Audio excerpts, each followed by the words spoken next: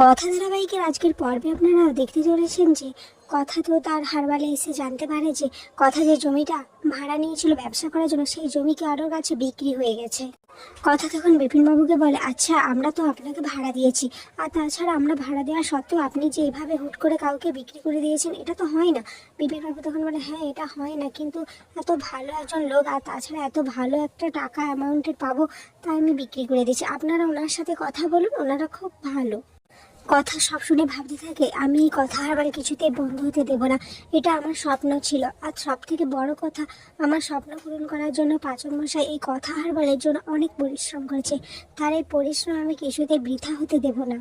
এদিকে এভি তো কথার কথা ভাবতে থাকে। স্যান্ডি তখন বলে, কি রে, কার কথা ভাবছিস? কথা বৌদির কথা। এরপর এভি একটু হেসে দেয়। আর এদিকে জুনিয়র কথাও সবাইকে জিজ্ঞেস করে সেই মালিকের কাছে চলে যায়। তখন কথা বলে, আমাদের যে করে হোক কিছু একটা করতে হবে। জুনিয়র বলে, হ্যাঁ কথা, আমাদের এই যা কথা হারবালটাকে যে করে হোক বাঁচাতেই হবে। এরপর জুনিয়র কথা যখন কথা বলছিল ঠিক তখনই প্রান্তিক ওয়েলকাম ওয়েলকাম বলে ওখানে চলে আসে। আর প্রান্তিকের গলার আওয়াজ শুনেই তো জুনি বুঝতে পেরে যায় যে সেটা আর কারোর গলার স্বর নয়, ওটা প্রান্তিকেরই গলা। এরপর প্রান্তিক কথা বলে, আমি সমস্ত কথা তোমাদের শুনবো। প্রান্তিকে দেখে কথা বলে, ও তার মানে তুমি ইচ্ছে করেই আমাদের বিপাকে ফেলার জন্য এই সমস্ত কিছু করেছো, তাই তো?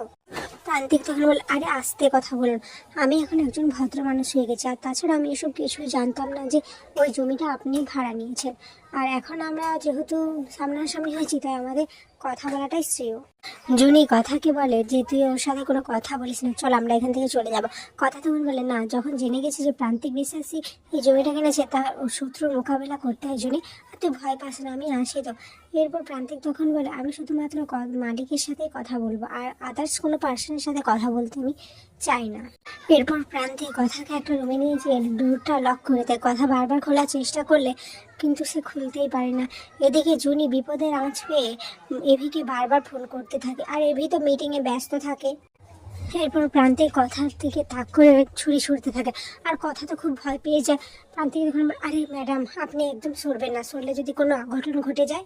এদিকে জুনি বারবার ফোন করে দেখে এভি একটু ভয় পেয়ে যায়, বলে জুনি এতবার কেন ফোন করছে। এরপর ফোন রিসিভ করে এভিকে জুনি সমস্ত ঘটনাটা খুলে বলে।